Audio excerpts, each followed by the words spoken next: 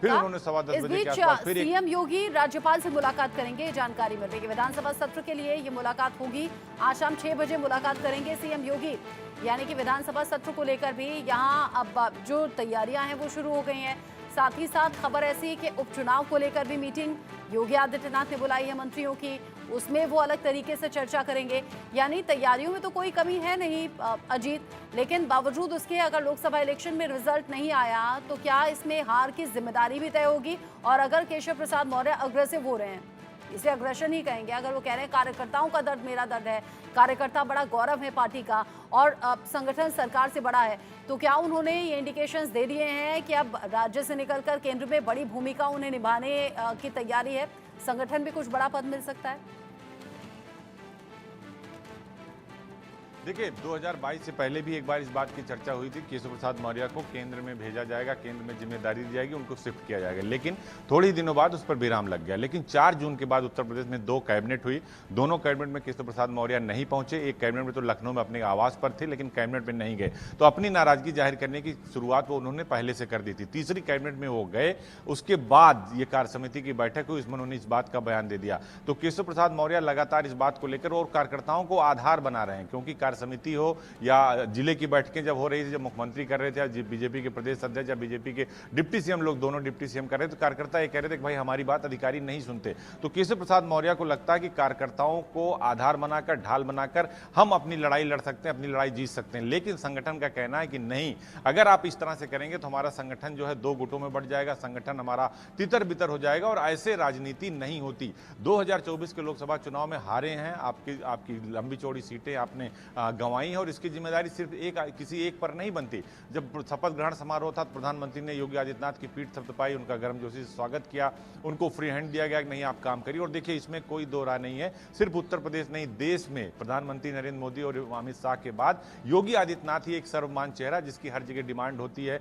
लगभग 300 से ज्यादा रैलियां उन्होंने लोकसभा चुनाव में भी की अदर स्टेट में। तो जो उनकी पहचान है, जो उनकी डिमांड है, उससे आप किनारा नहीं कर सकते। और ब्रांड हिंदुत्व की जो उनकी छवि है, जो चेहरा है, वो जो बीजेपी के लिए वो सबसे मुफीद साबित होता है और स्ट्राइक रेट भी 70% से ज्यादा है। तो केशव प्रसाद मौर्य भले ही पिछड़े नेता हों, भले ही मौर्य समाज से आते हों, लेकिन 2022 में खुद हार गए, 2024 में अपनी कौशाम्बी की सीट भी गंवा दी। तो ऐसा नहीं कि उन्होंने बहुत अच्छा कर दिया, एक संक्रमण काल था। बीजेपी का जो केंद्रीय नेतृत्व उसका यही कहना है, केशव प्रसाद मौर्य को 10 दिन पहले भी केंद्रीय नेतृत्व की तरफ से ये कहा गया था कि भाई ठीक है, आप इस तरह की बयानबाजी मत करिए, आप बखेड़ा खड़ा मत करिए, अभी पार्टी के लिए संक्रमण काल है, 2024 का लोकसभा चुनाव हुआ है, अभी उपचुनाव होना है, उसमें आप लोग लगिए। लेकिन इन्होंने एक नई दिशा दे दी, नई लाइन लेंथ बना दी। तो इसका कहीं ना कहीं पार्टी को भी नुकसान होता है, सरकार को भी नुकसान होता है और विपक्ष को मौका मिलता है। देखिए अखिलेश यादव ने ट्वीट कर दिया, अखिलेश यादव ने कहा कि ये देखिए यहाँ तो छोड़कर आपस में कुर्सी की लड़ाई चल रही है, जनता की तरफ से इनका ध्यान ही नहीं है। तो विपक्ष को भी मौका मिलता है जब इस तरह की बयानबाजी होती है, या आप ट्वीट करते हैं या खुलकर सामने आते हैं। तो इस पर कहीं ना कहीं केंद्रीय नेतृत्व लगाम लगाना चाहता है। और इन सब बातों को लेकर बहुत ज्यादा सावधान रहना चाहिए, अटेंटिव रहना चाहिए, जो यूनिटी है आपस की वो दिखनी चाहिए।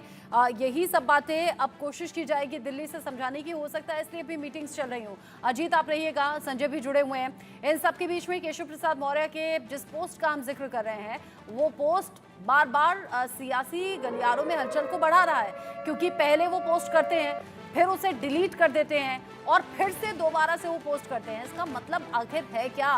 केशव प्रसाद मौर्य कह रहे हैं संगठन सरकार से बड़ा है, कार्यकर्ताओं का दर्द मेरा दर्द है, संगठन से बड़ा कोई नहीं है, कार्यकर्ता ही गौरव हैं। इन सब बातों का जिक्र वो करते हैं, लेकिन सुबह 9:03 पर वो सोशल मीडिया अकाउंट एक्स पर पोस्ट करते हैं, फिर थोड़ी देर बाद उसे डिलीट कर लेते हैं। उसको लेकर चर्चा चल ही रही थी कि फिर दोबारा से 10:45 पर वो पोस्ट करते हैं, जिसमें फिर से संगठन से बड़ा कोई नहीं है, संगठन सरकार से बड़ा है, इस बात का जिक्र वो करते हैं और बड़े गौरव के साथ में करते हैं। ऐसे में केशव प्रसाद मौर्य का ये जो पोस्ट है सियासी गलियारों में हलचल को बढ़ा रहा है। जानकार ऐसा भी कह रहे हैं, जो सूत्रों के हवाले से खबर है वो ये भी है कि अब हो सकता है संगठन में कुछ बड़ी जिम्मेदारी केशव प्रसाद मौर्य को दी जाए, क्योंकि ओबीसी चेहरा भी है और साथ ही साथ लोकसभा इलेक्शंस में जो बीजेपी के मुफीद नहीं रहे हैं रिजल्ट, बीजेपी के अकॉर्डिंग रिजल्ट नहीं रहे, बड़ी सीट्स पर हार का सामना करना पड़ा, अनएक्सपेक्टेड तरीके से बीजेपी के लिए रिजल्ट सामने आए। अब ऐसे में हो सकता है कि संगठन की तरफ से समझाया भी जा रहा हो कि कोई भी ऐसा बयान नहीं देना है जिसको लेकर विपक्ष को मौका मिले, और यहाँ विपक्ष को मौका मिल भी गया है, जिसका अजीत अभी जिक्र कर रहे थे। अखिलेश यादव ने पोस्ट किया है और ये कहा है कि बीजेपी की कुर्सी की लड़ाई में उस उत्तर प्रदेश में शासन और प्रशासन जो है वो ठंडे बस्ते में चला गया है। तोड़फोड़ की राजनीति को भी जो काम बीजेपी दूसरे दलों में करती थी वही काम अब अपने दल के अंदर वो कर रही है। इसीलिए बीजेपी अंदरूनी झगड़ों के दलदल में धंसती जा रही है। ये तमाम बातें अखिलेश यादव ने अपने पोस्ट में कही और कहा है कि जनता के बारे में सोचने वाली बीजेपी नहीं है। बीजेपी में ऐसा कोई नहीं है जो जनता के बारे में सोचे। संजय सिंह, जिस तरीके से यहाँ अखिलेश यादव ने पोस्ट कर दिया, ये तो होना ही था। अगर जरा सी भी कुछ खटपट की खबरें सामने आती हैं तो विपक्ष हाथों हाथ उस मुद्दे को लेगा और फिर भुनाने की कोशिश भी करेगा। लेकिन ये जो मीटिंग्स का दौर चला है, ये जो केशव प्रसाद मौर्य के पोस्ट हैं, ये क्या अंदरूनी कलह से जुड़े हैं, क्या खटपट से जुड़े हुए हैं, या फिर नई तैयारियों के तौर पर इन्हें देखा जाए? देखिए, केशव प्रसाद मौर्य का जो पोस्ट है जिसमें उन्होंने कहा कि संगठन से बड़ा कोई नहीं है, यही बात अक्षरशः खुद केशव प्रसाद मौर्य पर भी लागू होती है, क्योंकि संगठन ने उनको कल भी समझाया था, आज भी समझाइश दी है, लेकिन उसके बावजूद भी वो मान नहीं रहे। तो इस तरह की बातें बीजेपी में लंबी नहीं चलती। बीजेपी में बगावती तेवर के साथ में कोई भी नेता लंबा सस्टेन नहीं कर सकता, लंबा नहीं चल सकता। तो केशव प्रसाद मौर्य अगर इसी तेवर के साथ बगावती तेवर अपनाते रहेंगे और इसी तेवर के साथ कायम रहेंगे तो नुकसान उनका भी हो सकता है, क्योंकि संगठन से बड़ा कोई नहीं होता, ये बात वो खुद कह रहे हैं। जहाँ तक बात है अखिलेश यादव की, तो विपक्ष को तो मौका मिलेगा ही, क्योंकि जब बीजेपी के अंदर जब झगड़े विवादों की बात सामने आएगी, बवाल की बात सामने आएगी, कहीं ना कहीं मतभेद की बात सामने आएगी, तो विपक्षी दल के नेता बिल्कुल इसका फायदा उठाएंगे और वही काम खुद अखिलेश यादव ने भी किया। अब अखिलेश ने लिख दिया है कि तोड़फोड़ की राजनीति जो बीजेपी दूसरे दलों में करती थी वही काम अब उनकी पार्टी के भीतर हो रहा है। ऐसे में जो उत्तर प्रदेश है उसके शासन प्रशासन का जो ख्याल है वो उत्तर प्रदेश की जनता से भटक गया है। मेरे साथ में मेरे सीनियर कुलीग राकेश कुमार सिंह भी जुड़ गए हैं, मैनेजिंग एडिटर इनपुट। राकेश, जिस तरीके से केशव प्रसाद मौर्य का दिल्ली आना, मीटिंग्स करना, 48 घंटे के भीतर भीतर 2 बार जेपी नड्डा से मिलना, वो भी 1 घंटे की मुलाकात अभी हुई है, साथ ही साथ ये जो पोस्ट करना, पोस्ट डिलीट करना, फिर से कर देना, कमेंट्स अगर आप देखेंगे तो उनमें भी लोग अलग अलग तरीके से कयास लगा रहे हैं, कह रहे हैं बार बार पोस्ट आने का मतलब क्या है? संगठन सरकार से बड़ा नहीं है, संगठन सबसे बड़ा है। ये मैसेज देकर केशव प्रसाद मौर्य क्या कहना चाहते हैं और किसके लिए ये है?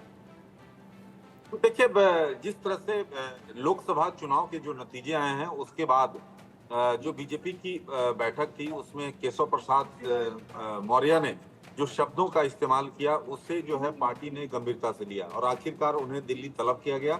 दिल्ली में जो है राष्ट्रीय अध्यक्ष से मुलाकात, और मुलाकात में साफ शब्दों में ये कह दिया गया कि इस तरह की चीजें जो है बीजेपी कतई नहीं चाहेगी, क्योंकि 10 विधानसभा उपचुनाव होने वाले हैं और ऐसी स्थिति में अगर पार्टी के अंदर सवाल खड़े किए जाएंगे तो ये सही नहीं होगा।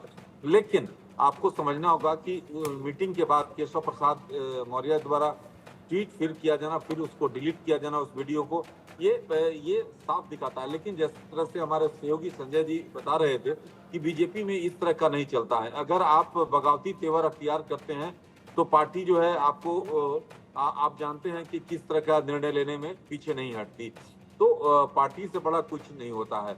और एक बात साफ हो गया है कि अगर मुख्यमंत्री योगी आदित्यनाथ के जो हाथ हैं और पार्टी ने मजबूत की है, साफ तौर पे जो भी बातें कही गई है वो उनके पक्ष में देखने को मिल रहा है।